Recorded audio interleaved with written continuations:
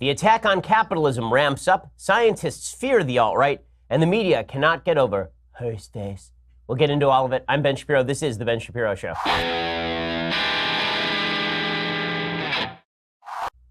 Quick note up front. I thought that one of our producers, Colton Haas, had the best take on the horseface situation altogether. He said that perhaps President Trump was just using voice to text, and he said, horseface, and it just messed up. It was Siri's fault. Maybe. Well, we'll get into all of the latest news, but a couple of announcements first. First, if you are in LA this weekend, come see us at Politicon. I'm giving a keynote speech at noon on Sunday, followed by a book signing and a town hall event with the Daily Wire gang.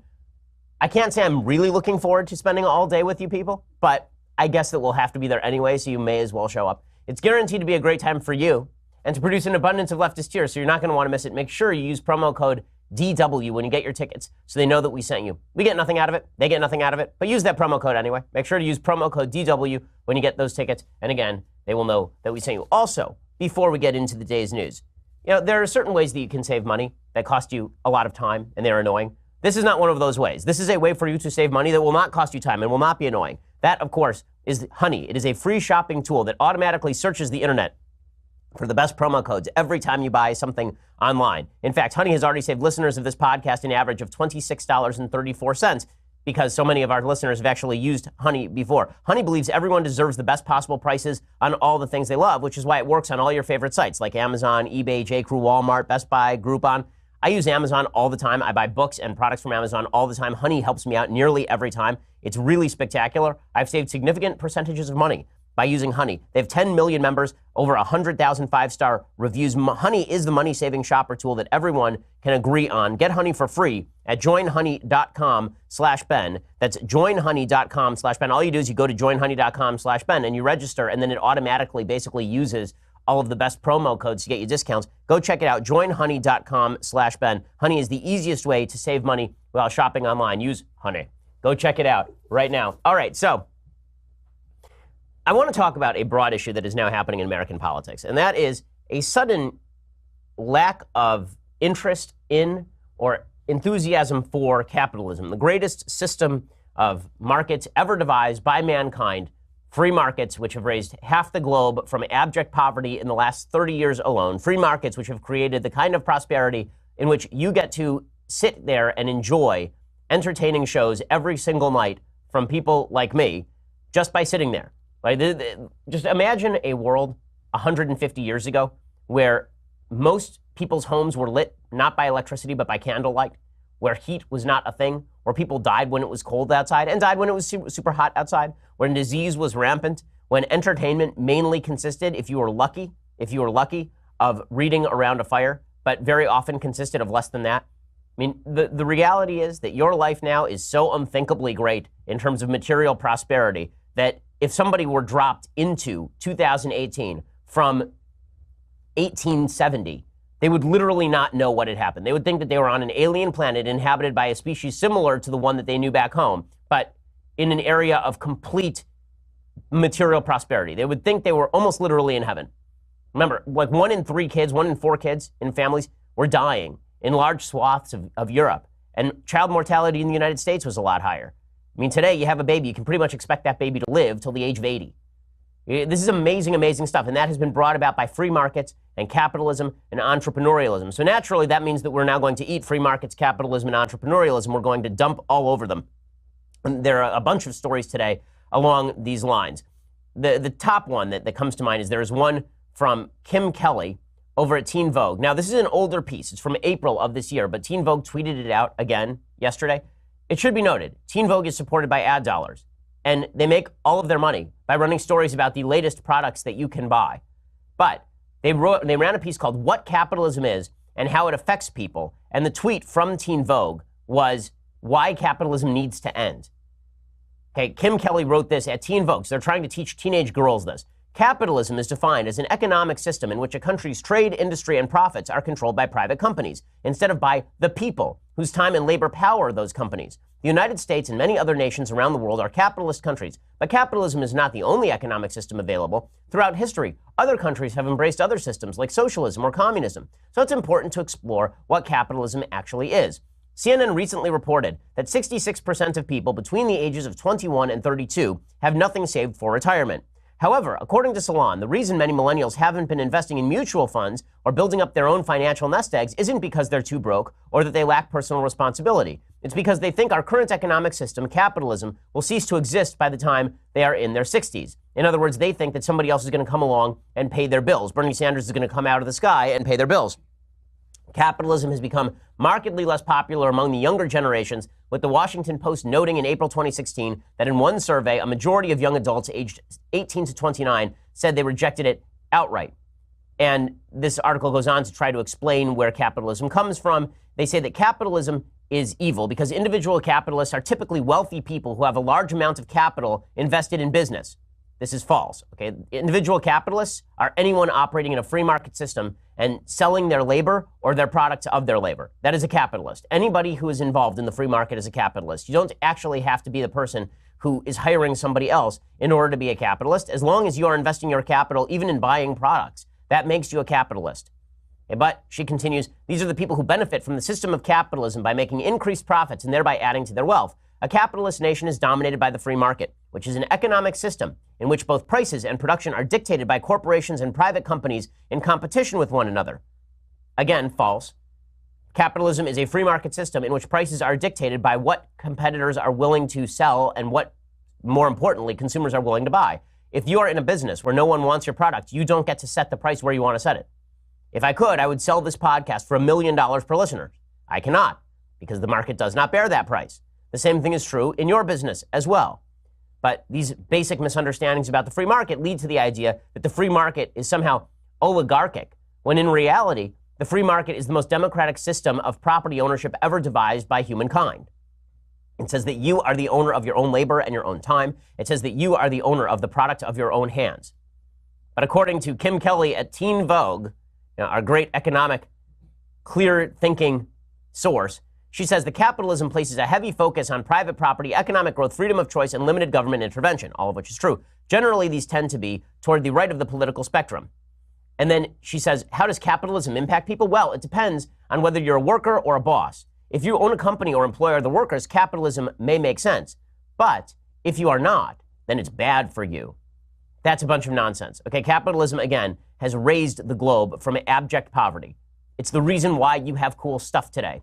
So why do people oppose capitalism? Well, anti-capitalists view capitalism as inhuman, anti-democratic, unsustainable, deeply exploitative, and say it must be dismantled. They see it as inherently at odds with democracy because of how capitalist bosses hold power over workers in the workplace and the fact that the more capital one accrues, the more power they have. Again, untrue. Richer people do not have more power over other individual human beings than poorer people do because they can't compel you to do anything. It's when regulatory capture takes place that they have more power. Power is not just being rich. Power is, are you pointing a gun at somebody? Power does issue from the muzzle of a gun. It does not issue simply by basis of being rich. How many times has a rich person asked you to do something just in your life and you've said no? Probably fairly often. I'm not even talking about things they're offering to hire you to do. If they offer to pay you something, that is not power. That is them offering you a consensual exchange and you saying yes. In any case, the enthusiasm for capitalism has fallen away because everybody gets to be the product of a capitalist system. We all get to live extraordinarily wealthy, long, healthy lives because of capitalism, so that gives us the ability to crap all over it. The same way that spoiled brats yell at their parents who have spoiled them, we are yelling at free markets that have spoiled us too. The latest evidence of this is also Pope Francis talking with Michael Moore during his weekly general audience in St. Peter's Square at the Vatican. The current pope is not a friend to capitalism. He's a liberation theologist. He believes that progressive economics ought to be wedded to the Gospels. And therefore, he has constantly talked about the shortcomings of free markets as though the alternative, government-controlled distribution of resources is going to be superior, even though it has not been.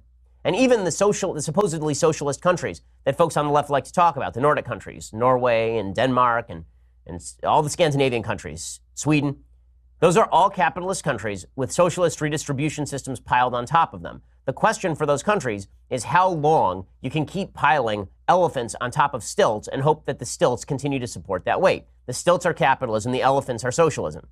It is not that the entire system is socialism. Okay, but the Pope meeting with Michael Moore is pretty indicative of where we are. And then we have a much ballyhooed proposal from Kamala Harris, the senator from California, who is just awful. I know, she's my senator. She is proposing what they call a Trump-sized tax plan of her own. The Atlantic doing yeoman's work to try and suggest that a tax plan is basically just redistribution of resources. Here's the Atlantic reporting on Kamala Harris's new tax plan. And this is the way Democrats are going to run here. The way that Democrats are going to run is in a way that undercuts capitalism, and this is an example of it. Here's her proposal. According to the Atlantic, Harris is offering a kind of funhouse mirror inversion of the sweeping Republican tax initiative, one that would, instead of slashing rates on high-income households and corporations, push huge credits out to middle-income and poor families. The Lift the Middle Class Act would provide monthly cash payments of up to $500 to lower-income families, on top of the tax credits and public benefits they already receive. Last year, Congress gave $1 trillion in tax breaks to corporations, Harris told me. That money should have gone to American taxpayers who need it instead of handing it over to corporations and the top 1%. Now, the fact is that the people at the bottom of the spectrum, are not actually paying any tax right now. They are receiving net tax benefits. Okay, the people who are paying all of the taxes, and I mean literally all of the taxes in the United States, all of the net taxes in the United States are the wealthy in the United States. Okay, the wealthy in the United States are paying far more than their fair share. It is just a lie that people at the bottom of the economic spectrum are paying the tax burden in the United States. We have the most progressive tax system on planet Earth, and yes, that includes the Scandinavian countries. The lie about the Scandinavian countries is that they are progressive in their tax structure. They are not. They heavily tax people at the bottom of the lower end of the economic spectrum as well, because you have to pay for stuff. But Democrats don't want to pay for stuff. And as we'll see as we examine Kamala Harris's supposed tax plan, she's not talking about paying for stuff. Instead, what she's talking about is essentially forcing Republicans to raise taxes on the wealthy or forcing us to take out inordinate amounts of debt that will inevitably have to be paid for either through inflation or through higher taxes, not just on people who are rich, but on everyone as well. Okay, we'll talk about all of that in just 1 second. But first, let's talk about your Second Amendment rights. So there's a reason that the founders felt the Second Amendment was the most important amendment because it protected all the other amendments. And you want to exercise those Second Amendment rights. You're a law-abiding citizen. You want to own a gun. Well, if you're a gun lover, have you entered to win your brand new gun from the USCCA yet? If not, what are you waiting for? You're about to miss the deadline. The Gun a Day giveaway ends very soon. You could get up to 24 chances to win your gun daily, but only if you act right now. It could be 24 Kimbers, 24 Glocks, 24 SIGs, even 24 AR-15s. Just text SAFE to the number 87222 and reveal which gun you could be taking home today. But hurry. Free guns are not going to last long. Today's gun disappears at midnight today. The USCCA wants to get more guns into the hands of responsible, law-abiding, armed Americans like you. And they are here to help train and protect protectors. So don't put it off. Don't miss your chance. Text SAFE, S-A-F-E, to the number 87222 and enter right now. You have until midnight tonight to win today's gun. Text the word SAFE to 87222 before it's gone forever. That's 87222. Again, text that word SAFE to 87222. Go check it out right now. So Kamala Harris is basically suggesting that this is a tax plan to sign checks to people who don't actually pay taxes. This is the great lie that Democrats and the media are constantly telling about things like the Trump tax cut. When they suggest that it's skewed toward the wealthy, the only reason tax cuts are skewed toward the wealthy is because the wealthy are the only people paying taxes in the United States. People at the lower end of the economic spectrum are not paying income taxes. They're not paying income taxes. Again, the net taxes that are paid by the wealthy, they pay for 97% of all government expenditures. Okay, those in the top half of the income bracket are paying virtually everything.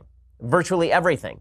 As of 2015, this was the case. The top 10% of Americans pay 2/3 of the income tax. The bottom 50% of all Americans with an income below the median pay 3% of the total income tax. We have one of the most progressive tax systems in the world. So it's just a lie that people who are rich are not paying their fair share. But Kamala Harris really just wants to pay off a bunch of poor people to vote for her. That's basically her plan. Her proposal joins a growing number of aggressive plans coming from Democrats concerned with economic stagnation, competing to win over younger and more progressive voters, and emboldened by the success of President Trump. They differ in their mechanisms, costs, and effects, but all point to the same Robin Hood goal, not just raising taxes on the rich, but shunting vastly more money to the working classes and the poor. In Harris's case, that means something like $200 billion a year more. Now, again, it is important to notice that in the United States, the amount of benefits that are being received by people at the low end of the economic spectrum. It's tens of thousands of dollars in very many cases. I mean, there have been a lot of studies that have been done on this particular issue, benefits received by people who are lower income in the United States. The numbers are pretty astonishing. Okay, the folks who receive benefits, 49% of the population as of 2011 lived in a household where at least one member received a direct benefit from the federal government. The number of households receiving government benefits has steadily risen over time. And those benefits are almost entirely going to people who are in the lower half of the economic spectrum. So those are the entitlements that include things like Social Security, Medicare, Medicaid, children's health insurance, food stamps, school lunch programs, the earned income tax credits. In 2010, the Tax Foundation found that 60% of Americans were receiving more in government benefits than they paid in taxes. So again, the folks who are receiving the government benefits are now the people that Harris basically wants to give more government benefits to. Now, I'll explain in 1 second why this is a bad idea. So to continue with Harris's tax plan, she's offering as much as $3,000 a year for a single person or $6,000 a year for a married couple on top of existing tax and transfer programs dispersed either as a lump sum tax refund or as a monthly payment. As many as 80 million Americans would benefit. So who is going to pay for all of this? The answer is that they don't care. That really is the answer. They say that this is going to jog the economy because if you give a bunch of money to people at the bottom end of the economic spectrum, this is what creates economic growth. That is not true. It has never been true. What jogs economic growth is the creation of new products and services that create new jobs and that also allow people to buy cooler stuff. Socialism is about freezing the economy in place and redistributing all the pie that's in the room. Capitalism is about expanding the size of the pie. Now, that doesn't mean that everybody is going to get an equal distribution of the pie, but it does mean that you're going to be able to generate new and better types of pie, bigger pie, everything that makes pie awesome. Right? Otherwise, you can just freeze it and distribute it until there's no pie left. That's basically the socialist model. So where are they going to pay for all of this? I love how The Atlantic describes Kamala Harris's proposal. Of course, the federal proposals would come at significant cost, in some cases on the scale of the Trump tax cuts or the Affordable Care Act. Those are not the same thing. Trump's tax cuts are not things that cost money. They are me paying less money into the federal government. That is not a federal cost. A federal cost is you spending my money, not you telling me I get to keep my own money. It is not a cost to let someone keep their own money. The way that this is measured is insane. Suggesting the Affordable Care Act, which is a government expenditure based on tax receipts, is the same thing as cutting tax receipts by saying that people can keep their own money, is a sleight of hand, a fiscal sleight of hand. The Brown legislation would cost $1.4 trillion over a decade. The Harris legislation would come in at something like $200 billion per year, which means $2 trillion over the course of a decade. Harris has proposed repealing the Trump tax cuts to pay for her bill, but that is not even going to come close to covering the kind of cost she's talking about. And they're talking about universal health care, and they're talking about free child welfare, and they are talking about, free child care, and they are talking about free college tuition. None of this stuff is going to get paid for. So why is there all this enthusiasm for this sort of stuff in a time when we have, as of yesterday, 7 million unfilled jobs in the United States, a 4% unemployment rate, and a historically booming economy? Why are we talking about undermining the pillars of capitalism? Because we have shifted our mindset in the United States. And this is really what I want to talk about today. We have shifted our mindset when it comes to what our lives should be like. We believe we are guaranteed things here in the United States. We believe that we are guaranteed a solid level of living because we live here. You hear this from Bernie Sanders all the time. In the richest country in the world, should we really have people who do not have enough money to buy all the pudding that they could possibly want? Right? You hear that from Bernie Sanders all the time.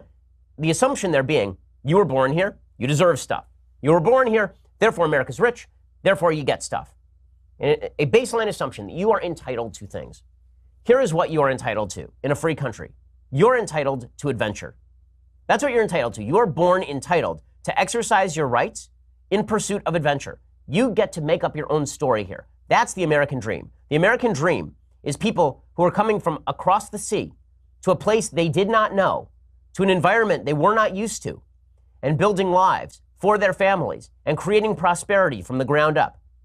The American story is people crossing the Appalachians into wilderness they did not know, places that had not been mapped, going to areas where they had no allies, setting down roots and trying to build towns and civilizations.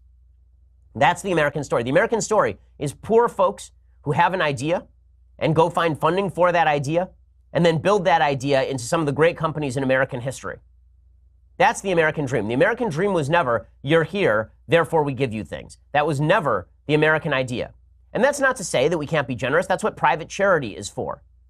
That's why we need a virtuous citizenry where we take care of each other. But the American dream has shifted now. And what we're told by the left is that the American dream is going unfulfilled if you do not have a certain standard of living provided to you by others. I'll give you a couple examples of how the American mindset has changed in just a second and why it's really dangerous and what it has to say about the future of the country. First, let's talk about the software that you're using at your company. You need to make your company more efficient. Hey, your company's great, I'm sure, but you're using software from 1997. You're still using Microsoft Paint. Okay, you can't do that anymore. You need to actually go out and get the software appropriate for your business, but you don't know what software that is, which is why you need to talk to my friends over at Software Advice. When it comes to picking the right software for your business, Software Advice has done all the research for you. Their team of advisors can point you in the right direction so you can start working more effectively right away, and it's absolutely free. Just go to softwareadvice.com/Ben, answer a few short questions about your business. You'll be connected with an advisor to discuss the best software options for your needs. Talking to an advisor takes 10 minutes or less. Whether you're a medical professional, a construction manager, an HR pro, you name it, Software Advice is going to save you time and help you make a more informed decision. And if you're an entrepreneur or you work solo, Software Advice is a great way to get an expert opinion even without the resources of a big company. End the software struggle today. Go to softwareadvice.com/Ben to get started. That's softwareadvice.com/Ben to connect with an advisor for free. Right now, upgrade your business. Go to softwareadvice.com/Ben. Go check it out right now, softwareadvice.com/Ben. So the American mindset has shifted radically. And you can tell this in a couple of ways. So did you ever see the movie Cinderella Man with Russell Crowe? It's about Jim Braddock. So Jim Braddock was this over-the-hill boxer who basically had played out the string and was given a shot at the World Heavyweight Championship. And for a while, he's on the dole. It's the middle of the Great Depression. He's on the dole, and he takes money from the federal government. After he wins the championship, he walks back into the welfare office with a roll of cash, and he hands it back to the welfare office. And they say, "Sir, you don't need to pay that back." And he says, "Yes, I do." How many Americans today would actually do that? How many Americans today, if they made the money, would walk back into the welfare office and turn the money back over to the welfare office? I think the answer is pretty close to zero. I think most Americans don't have any sense of shame or guilt about taking money from other folks. They don't have any sense that if they could prevent it, it would be better for them not to take that money. I think people feel in the United States that they are entitled to money because the government is nameless and faceless. See, here's one of the nice things about charity as opposed to the way that it works on the governmental level. The government makes it seem as though the government is handing you the money. The government has no money of its own. The government is taking from me and giving to you, or taking from you and giving to me, or taking from the future and giving it to us now. The government is not a repository of magical money trees. There is no money forest. But the government presents you with the idea that there is. So when the government signs you a check, you don't have to feel guilty about anything. It's just receiving free money after all. However, when it comes to charity, and there are folks in my community, my Jewish community, who receive charity, they feel terrible about it. You can see that. You can see they feel terrible about it. And I think that's a good thing. I think it's a good thing. I think you should feel bad about taking charity as long as you, because that's what's going to encourage you to not stay on the dole. It's going to encourage you to get out there and work. It's going to encourage you to make a move toward prosperity so you can pay all those people back. If you see the money that you are receiving as a step toward getting your feet under you once again so that you can pay people back, that's a much better way of viewing money than money is growing for free and that you can just take it no matter at any time, at any place. It's just a lack of entrepreneurial spirit. And unfortunately, I think that that's the way that we're going in the United States. That's example number one. Example number two, there's a lot of talk these days, and by the way, this exists as well in places like Norway. So Norway, which is prized, loved by folks on the American left, they ignore the fact that Norway actually has become a place where the work ethic is starting to collapse. The Economist wrote in 2015, Norwegians have coined a verb, to nav, meaning to get money from NAV, the state's benefit agency. Now, you actually see this happening where people believe that they are entitled to things. The very fact that we call these benefits entitlements as opposed to benefits is suggestive of this fact. That's point number one. Point number two, the idea of picking up and moving. We are the most mobile society in the history of mankind. It is easier to get from one place to another on planet Earth faster than any time in the history of humankind. When we talk about our ancestors in the United States, we're thinking of people in covered wagons taking 6 months to cross the country. You can do it in 6 hours now on a plane, and for significantly less cost. And yet, we are now less mobile, right? Fewer Americans are actually leaving their hometowns. I mean, which is not a good thing. We actually want people to go out there and seek adventure. Right now, Americans are moving less often than they were, right? This is an article from the New York Times. The typical adult lives 18 miles from his or her mother, according to an upshot analysis of data from a comprehensive survey of older Americans. Over the last few decades, Americans have become less mobile. Most adults do not venture far from their hometowns. Well, part of that is because of family. I live very close to my parents. But if I were to move, my parents would probably follow me, not the other way around. If I want to live close to my family, you have to follow prosperity. You have to follow adventure. You have to follow the call. You have to move. But Americans don't feel that way anymore. Americans feel like they're entitled to a job in their hometown where they grew up at the factory where their parents worked. That is not the way that human beings have worked for literally all of human history. And yet now we believe that in order to facilitate people being able to stay where they were originally based, we have to shift the way that the free market works. Well, that's not correct. And again, this is not coming out of a place of lack of sympathy. This is coming from a place where I sympathize with people's plight. And the question is, what can you do to make your life better? Democrats, folks on the left, they like to talk about what can we do to make your life better? And the answer is very little.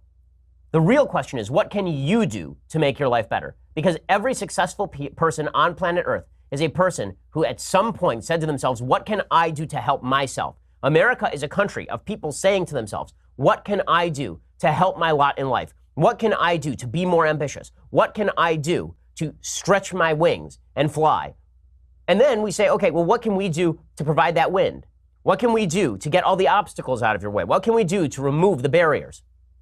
That's the American way. It is not the American way to say, listen, it's uncomfortable to stretch your wings. It may be difficult to leave home. It may be hard to do this. But so we're just going to make sure you never have to. Right? We are going to coddle you.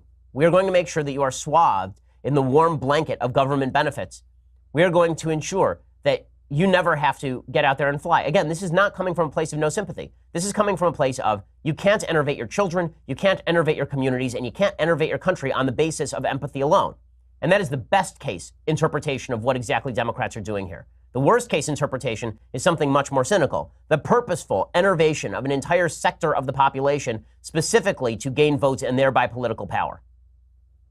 And after you look at towns like Detroit, it's hard to imagine that's not what's been going on there for decades. Because the failure of this sort of thinking is evident in major cities and counties across the United States.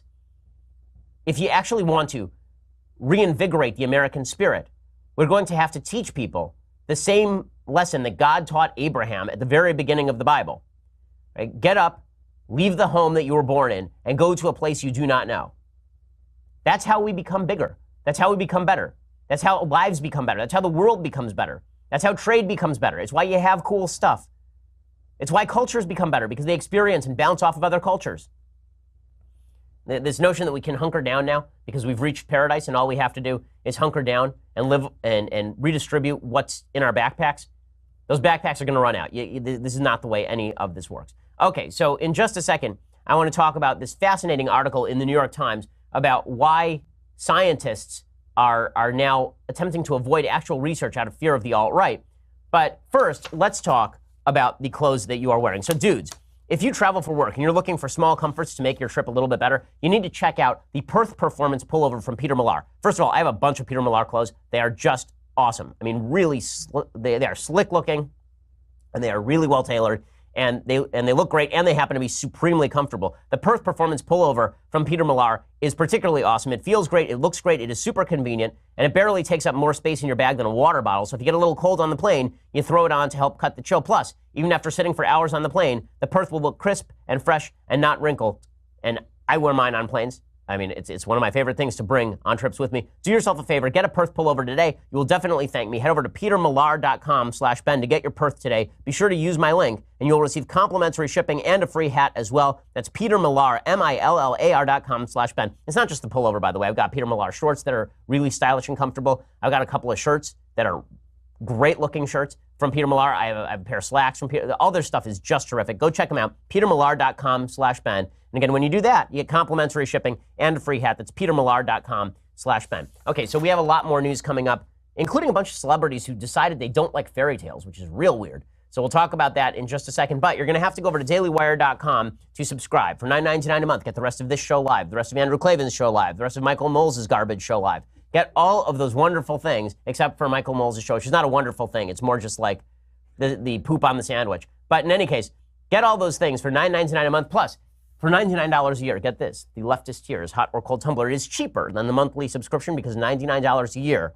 is less money than $9.99 a month. Do the math yourself. You'll find that it checks out. Go check it out. Leftist tiers, hot or cold tumbler comes with all those things. Plus, when you subscribe over at YouTube or iTunes, please leave us a 5-star review. Those are the reviews we care about. If you're not going to do that, don't leave a review. Just 5-star reviews over at iTunes and YouTube. We have a Sunday special coming out this week with Andrew Klavan. We have a couple more with real big names coming out in the next couple weeks as well. Lots of good stuff coming. You're going to want to be a part of it. Go check us out at dailywire.com. We're the largest, fastest growing conservative podcast in the nation. That's 8, 7, 6. Fake clap in 2, 5, 1. 4. All right, that was the best fake laugh we've had yet. Welcome to the Daily Wire Backstage. I like to call it the one and only Daily Wire Backstage. There are other backstages. There may even be better backstages. No. But none of them are the Daily Wire Backstage. I am Jeremy Boring, known around these parts as the God King, lowercase g, lowercase k, and your prayers have been heard. Your meager offerings of $9.99 a month have been received, and so here we are. We will be taking questions from you throughout the broadcast, talking about things that are of import to us. I'm joined, of course, by our cast of Daily Wire characters, Andrew Klavan, Benjamin Shapiro, and Elizabeth Warren. Or horse faces. Michael, what are you drinking? That's your own drink, right? This is my own drink. I think I blew the joke. No, you're talking about my own drink that I just made? Yeah, what do you call it? Oh, this drink, well, I call it the Elizabeth Warren. It's 1 part water and 1,023 parts scotch. So, it's mostly water, I think, huh? Man, we suck at Firewater. Can I get a redo? Can we redo that one? So far, we're off to a stellar start here. This is going to be our best one. I'm leaving. I got things to do. Here to class up the joint, we have Alicia Krause, who will be taking questions from those who give us their offerings. Alicia, you with us? I can try, but that's a really tough ask of me to try to class up you guys. But Fair. the subscribers can help me out by submitting their questions. How do you do that, you may wonder? You can log into dailywire.com and head over to the Daily Wire Backstage page to watch this live stream and just type those questions that you have for the guys into that Daily Wire chat box to have it read and answered by moi on the air. Who's moi? Me. Moi means me. Doesn't it? I don't Speak know. American. Speak American. Man. Also, be sure to tune in on election night. That's on November 6th, and we'll be bringing you this exact same assortment of people. Riveting. And for some reason, we feel that the content will be superior to what you're going to hear tonight. You'll get our instant analysis of what it all means election night, and you might just be lucky enough to see Ben smoke a celebratory cigar if the Republicans keep both the House and the Senate. Emphasis on the might. Yeah, don't write checks my body can't cash. That's not a thing. Also, if you want to see us live and in person, and who wouldn't, you can come down to Politicon. I'm not sure even I want to see it live. Politicon's going on here in Los Angeles this weekend. All the Daily Wire guys plus Alicia will be speaking over the weekend. If you're in town, be sure to go on by politicon.com, pick up some tickets. You can use the promo code DW, and you know what you get for it? Nothing. That's true. That's absolutely true. There is a promo code. They get no discount. But we get credit for having pointed you that way. And you know what we get? Also, Also, nothing. We're in the same. it's also nothing. This is poorly conceived, but we would love to see you there. It's going to be a great panel, and we'll be taking questions from the audience, and I promise it will be the most peculiar panel at Politicon. If you aren't able to make it in town, if you're not here local, be sure to tune in. Our subscribers will get exclusive access to video from our panel on Monday, and then sometime after that we'll make it available to everyone else. But we like to prefer the people who give us their sweet money. Yeah, it's a funny thing about our business, which is that it's For profit. a business. Head on over to thedailywire.com, click subscribe. You can become a subscriber. You will have our appreciation. And that's all they put on the teleprompter. It's like So we from get nothing else the to next say. 88 minutes it's on. My favorite thing is after every episode when Jeremy approaches me and he says, I'm going to do so much better next time. And then 25 seconds He in, we're lies like, like a well, dog, doesn't he? it was an idea. I mean, it's good to aspire to things. It is. It's good to have hope. I have Yeah, dreams. exactly. Exactly. Dreams. You can't make up the news cycle, and so anything like, what do you even talk about on this show? It's not for want of material. It's that there's, how do you filter it all out? But I feel that for the purposes of this show, which is not a topical news show, it's a conversation in which we try to make each other laugh or make each other think. Usually it's laughter. Yeah. I think that there's a fun intersection of two stories that happened this week that provide, I was going to say fertile ground, but I think happy hunting ground might be the better use of language. And that is the story of Horseface and the story of Pocahontas. At the intersection of these two things, we have the greatest moment in the history of American politics. It is true. I have to say, and I know this doesn't fit well with the Daily Wire ethos, but ever since Kavanaugh was confirmed, I have been in a state of political bliss. I have just been, because at every moment in history, there's something to dread. Every moment. But there's not always so much great stuff to celebrate. Right. And so what I see in this intersection is I see this wonderful transformation with Elizabeth Warren, with Pocahontas, that identity politics is actually on the run. And it's actually on the run because Trump has driven the left so crazy that they don't know what to throw at him next. It's like, I'm an Indian, she's a black guy, I don't know, we'll throw anything. Here's a woman, take a woman, by God, we get to stop this man. So they've gone insane, and they look insane. And on the other hand, you have Donald Trump, who is, he does have the kind of genius that has now occurred to me in forcing the press to cover what he wants them to cover. So you sit there and you go like, how can we have a president who slept with a porn star and now is calling her horseface on Twitter? On the other hand, now How the press can you not have a president? Yeah, exactly. Forward, I can't What even did we do? imagine. What did we do up to now without a president? I mean, imagine how great Lincoln could have been. It could have been if it had only done. But it does force the press. The press now has to say, he's called her that after he won exactly a court right, case, and they wouldn't do it. They would bury that story. I'm angry because I've been calling. I'm always angry, but this one I'm actually angry about. I really was desperate to get the White House to write Elizabeth Warren a $967 check, 1/1024th of $1 million, because that is what her Native Americanism is worth, apparently, because she was willing to capitalize on it, but now she wanted him to give $1 million based on her being Native American, which she obviously is not. Again, it's not that I'm loath to credit President Trump with this stuff. I just wonder if the identity politics movement was ready to eat its own. And you're right, the President Trump he has a unique capacity, like iron filings to a magnet, to draw or to flies to the zapper, to draw the media to him. And so him just saying Pocahontas over and over and over made Elizabeth Warren mad, which is kind of an astonishing thing because Elizabeth Warren's not stupid. I mean, I know Elizabeth Warren. She's a professor at the law school I attended called Harvard.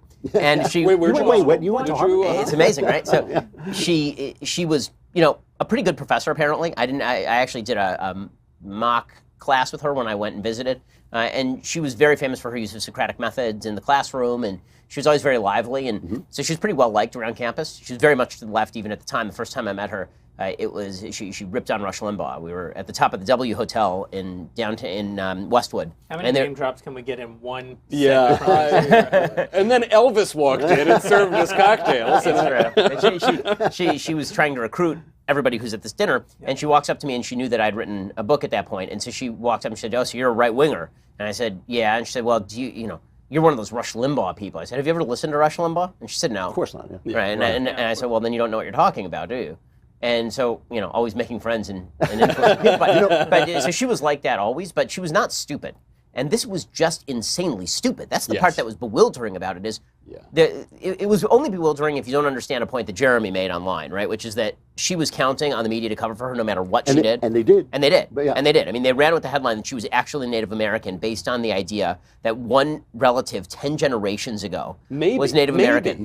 Rachel Dolezal is undoubtedly significantly more black than genetically than Elizabeth Warren is Native American. That they ran with it, they defended her, and then they dropped it. And the reason they dropped it is because of us, because of all these little voices everywhere that it was her pointing out prerogative this insanity. This is why I wish that the president had written the check for $900 some. Yes, you need the image. Because you need the image, and also because one of the reasons that the media was able to run with the story as a success, run with it as a victory for Elizabeth Warren, is because they know that people don't really understand numbers.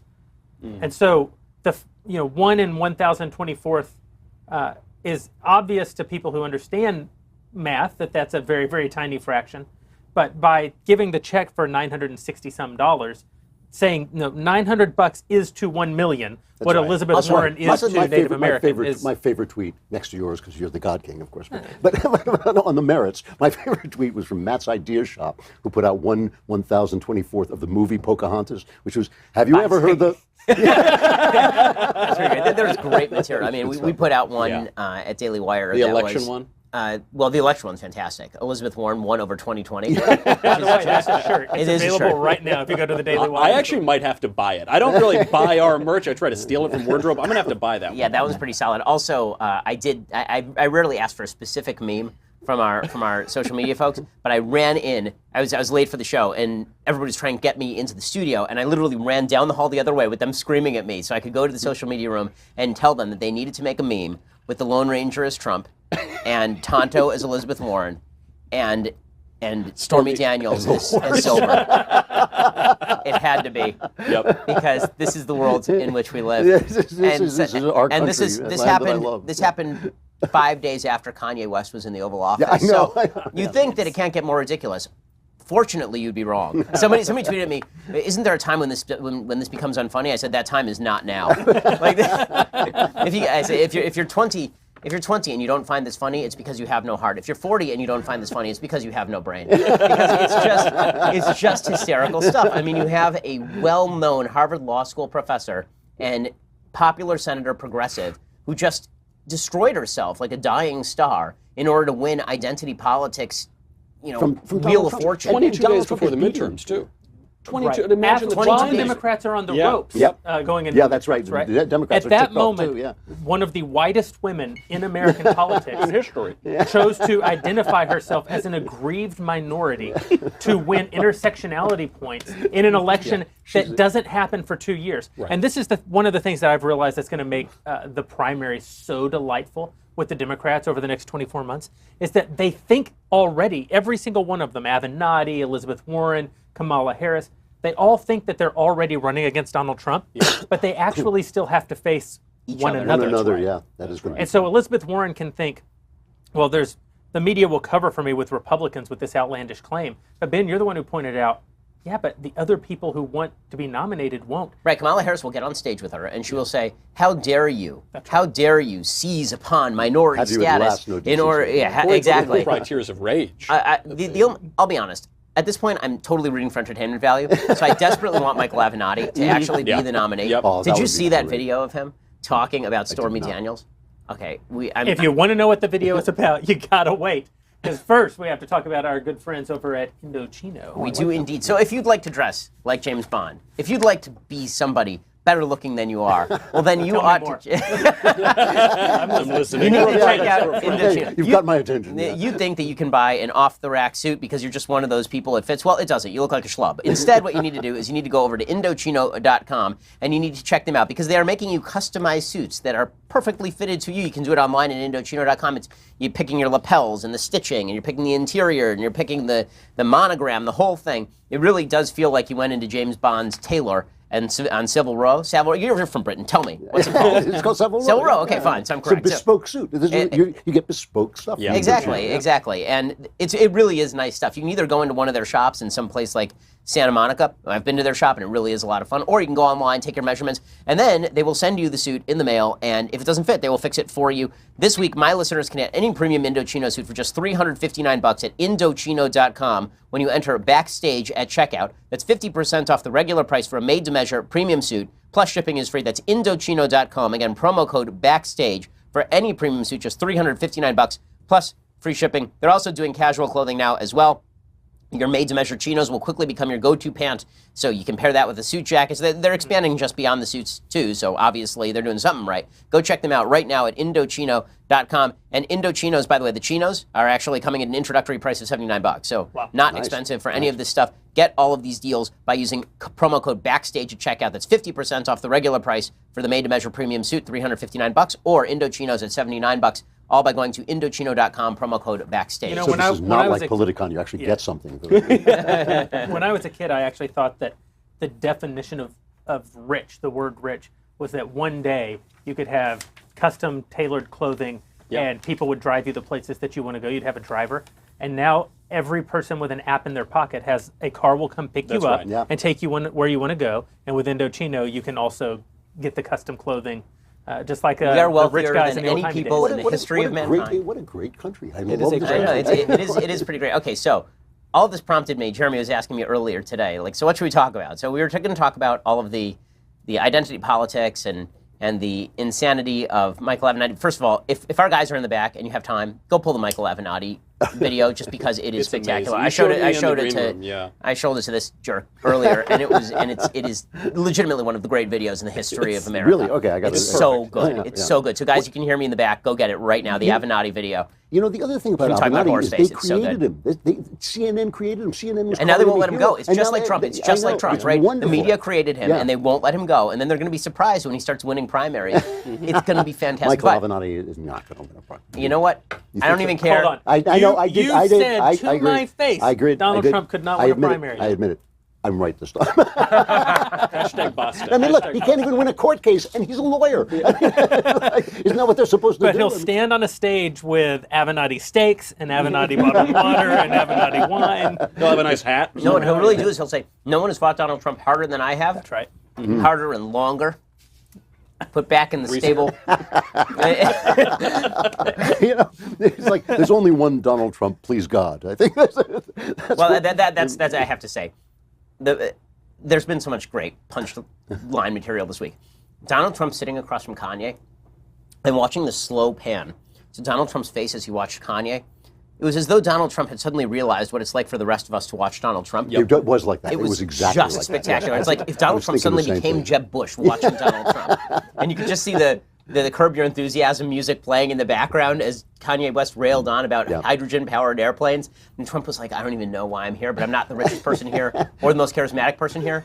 I'm slightly fascinated, but also repelled. It was so It was great. exactly like when Bill Clinton took over Barack Obama's press conference. Yes, exactly. During his presidency. Exactly. It was so good. Okay, but what Jeremy was saying is, what should we talk about? So I said, you know what? Let's do some culture stuff. Okay. So, Jeremy, would you like to introduce the question of the day? That you're my meat puppet, so I'm actually just forcing you to do it. Question of the day brought to you by Indochino. Why not? They have They no have nothing idea. to do with it. The question of the day. Because we have Horseface, We have Horseface. and we have Elizabeth Warren, Native Pocahontas. American. Yeah. Liawatha. Right. And so the obvious question is, what's your favorite Western? Ah, good point. That's really Maybe good. this may be my favorite Western. Now I love Westerns. I love all Westerns. I mean, if it were a Western, it would have to be called, right, Tiny and the Horseface. that was what I called my column this morning. It's just tiny and Horseface sitting in a tree. A romance, yeah. You know, I love Westerns. I mean, almost all Westerns. And it is really interesting that when the great Westerns were coming out, all the critics were sitting around going, you know, it's really the French film that is brilliant. And then we go back and we see it was actually If you watch that French John stuff, by the Ford. way, it's garbage. intolerable. It's unwatchable. Garbage. I know? went back And- one summer and I was like, I'm going to watch these French films everybody said was so good. And then you go back I and watched watch that the and I film. wanted to just die. You go back and watch Stagecoach. It's one of the most beautifully shot, perfectly composed films ever. But the movie that I think stands out for me as the Western of Westerns, the Western that says what Western said, is High Noon. Yeah. And the reason is it says to you, in the wilderness, what the Western is about, same thing that the chivalric stories are about. It's about that moment in history when men can be men for the good. So in other words, you can commit acts of violence and aggression for the good. You're basically building the world in which women will build the civilization. You're clearing the ground in which women will come in and build families and build homes. And that's a wonderful moment for men because they get to shoot each other and kill each other. And it's, but you're the good It's all guy, in good you know? fun, right? It's all in good fun. And this is the moment when you find out why. It is because left on their own in a wilderness, people are savages, except for the guy who's not. Except for the one guy who says, I stand for this, I represent this, I will walk down this road against, was it 4 guys who come after him? And I will walk by. And he is surrounded by values that simply will not work, no matter how good they sound, including the Quaker pacifism of Grace Kelly. If I would buy pacifism from anybody, it would be Grace Kelly, truly the first woman I ever loved, Grace Kelly. And she's a pacifist, and it's just about the fact that no, that's not going to do it. What was the deal, by the way, in Hollywood? There was this real strain. What's that? And just another restraining order for her. well, there was this real strain in Hollywood of movies, and there's another one with Gary Cooper, I think, where he plays a Quaker. Yes, during the Revolutionary Friendly War. Persuasion. Friendly Persuasion. I don't know what it was where they're like, you know what? Screw the Quakers. These guys. It's like, why are you bothering the Quakers? Quakers didn't do anything. The great monsters. I want to challenge your thoughts just a little bit about High Noon. Not in terms of its quality, but in terms of the message. This is something Ben and I were talking about earlier. Because you say that the Western is great because it's the moment when men are men and create the opportunity for then women to come along and build civilization. Right. That's also, in some ways, the theme of The Man Who Shot Liberty Valance. Yes, another one of the great. It is. But another great movie. But High Noon is kind of a rebuke of The Man Who Shot Liberty Valance, I think. Because The Man Who Shot Liberty Valance very directly makes the point you're making. We need the John Waynes of the world to create a world, to create the circumstances where we can have the better angels, the Jimmy Stewarts, come in. Right. The problem is the very next thing that happens in Jimmy Stewart's world is High Noon takes place. And we now remember that it's not that you need men to be men before you have civilization. You need men to be men continuously in order that civilization may continue. But that is what High Noon happens because civilization fails him. And what's wonderful about High Noon is it's made by a liberal as a liberal statement. But because it's a great story, it tells a conservative story, and they just can't help So I heard a Claremont critique of High Noon, because this is Bill Clinton's favorite movie. Right? He always said it was his favorite movie. And the... This is Grace Kelly, I'm telling you. For sure. No question. It's the pretty blonde. Yeah. No question. But the critique was that it leads to a sort of messianic complex, High Noon, which is that there's no civic virtue. Everybody in the town is bad except for this one guy who is the guy who stands up to evil. And that's really not the way that history works. You require more than one man in any given situation in order to truly stand up to evil. Yes, of course you do. But it is a story. But it's an allegory. And it's an allegory. And it is the allegory. We were just talking about this off stage, actually, before we came in here, about the fact that without that one guy who stands for virtue, nobody stands for virtue. Okay, so I do want to find out everybody else's favorite Westerns, but I have to show you this Avenatti clip. Yeah, let's see it. It's too good. It's just too good.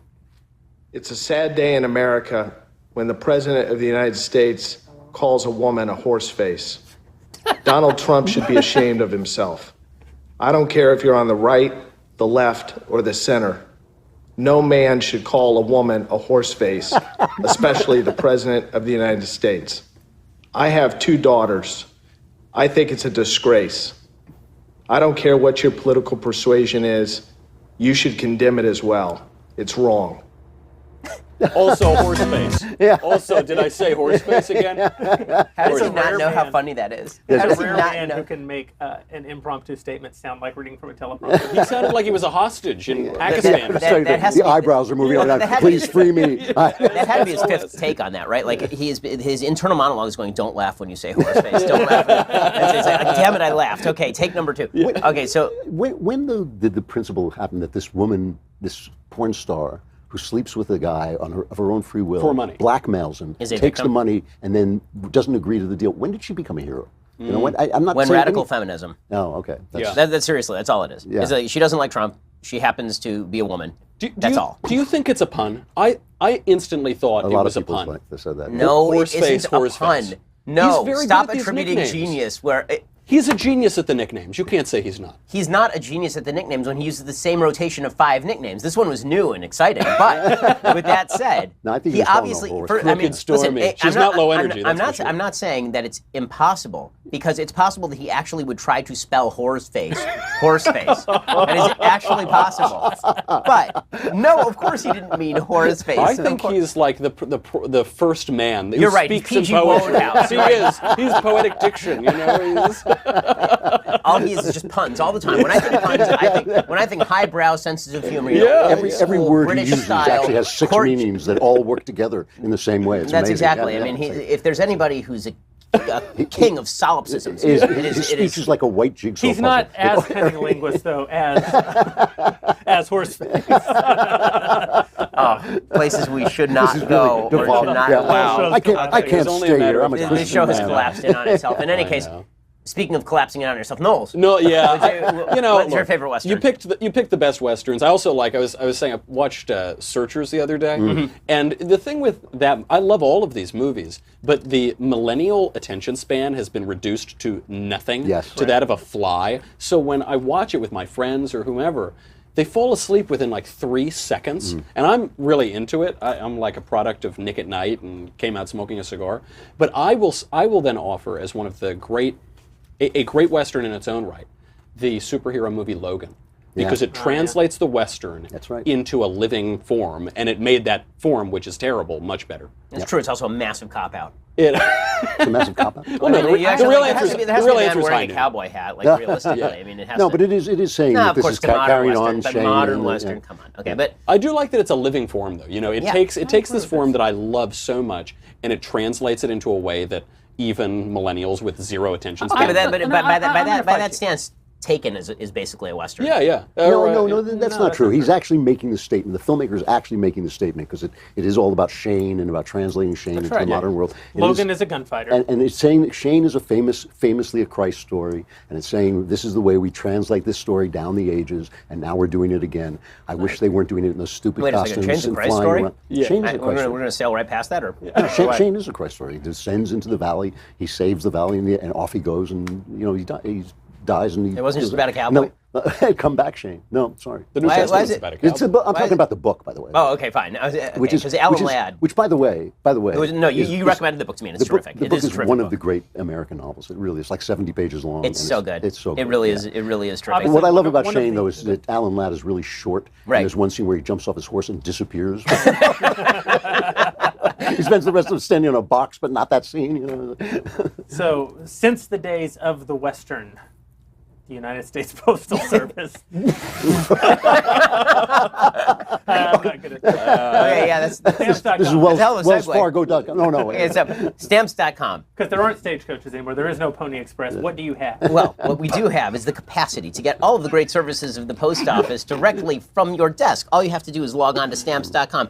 You love the post office. Everybody loves the post office, but you doesn't? don't necessarily love getting in your car to go to the post office. And that's why you should be sitting at your desk. You can even weigh the packages right before you, and then you can determine the proper postage for them. All you have to do is just click, print, mail, and you're done. And it's all available 24 hours a day, 7 days a week. So it's not like you have to wait until the next morning to figure out what the postage is on your package. You put it in the outgoing mail, and it's ready to go. Takes time off your table, money off the table. You really don't have to worry as much about all of this. We use it at Daily Wire offices all the time, stamps.com. I've used it personally as well. You're going to want to go check it out. There's a 4-week trial available right now at stamps.com. When you use promo code Shapiro, it includes postage and a digital scale.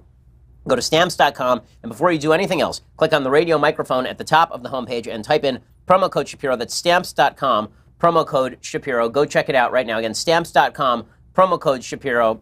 It's totally worth it, and you're going to save your business time, which is money around here. So stamps.com, promo code Shapiro, get that 4-week trial, including postage and a digital scale. What I like about Stamps.com the most from a business point of view is that you have so few interactions with humans, which I feel like for our business in particular is Yeah, a you don't want definite people plus. to Well, I mean, that's interaction my with us, yeah. ideal, right? I mean, like, if I can avoid any interaction with any human being, Also, Ben goes to Stamps.com for like marital advice. just for fun, I'm like, wow, this means I don't have to meet a human. I am Some of my closest friends are Stamps.com. It's time enough. for user questions and subscriber questions. And for that, we turn to Elisha Krause. I'm here. I have a quick subscriber question. Since I am, of course, an employee here and a subscriber. Do you guys count McClintock as a Western? Because if so, it's my fave. Yeah, Yeah, sure. I think so. let's I think talk so. to Yeah. Western. Such a good movie. Yeah. it's a Western. Well, I On mean, so many levels. We could probably do top John Wayne movies. Oh, so my yeah, that's- underrated John Wayne movie. Yeah. Big Jake. Yep. Yeah, see, Big Jake is really enjoyable. Big Jake is really enjoyable. I It's love Maureen those. Old, O'Hara, I who's love great. those old John Wayne movies. The Well, black yeah, and she white wore a ones. yellow ribbon Yes, and she- yes, yeah. and the one Fort Apache is Fort one of Apache's the terrific. greatest movies ever made. And we have to say this. Hondo is one of the underrated films of all time. 70 minutes long. It's a complete history of the West in 70 minutes, and it has the most wonderful thesis about the Indians, which was their way of life was good, but you can't build a civilization on pure honesty, and that's a one. That lies are the beginning of civilization, and it's a wonderful on idea. Paul Newman? What? No, this is way before Paul Newman. Yeah. This is And it's maybe a Louis L'Amour. It's Louis L'Amour's version of Shane. Oh, okay. But it's just. It has this wonderful idea in it that in order to build a civilization, you have to start lying. And the Apaches, I think it's the Apaches, or I can't remember who it is, but they Elizabeth won't. Warren would know. They, yeah, it was dial her Elizabeth up? Warren. That's the Can someone Warrens. get- It's the get her Warren on? family. That's what it is. Tribe. But the Warren tribe, yeah. But it's that they won't lie. The one thing they won't do is lie, so they can't build a civilization. And John Wayne says it was a good way of life, but it's over. This is how you know Elizabeth Warren isn't actually an idiot. because when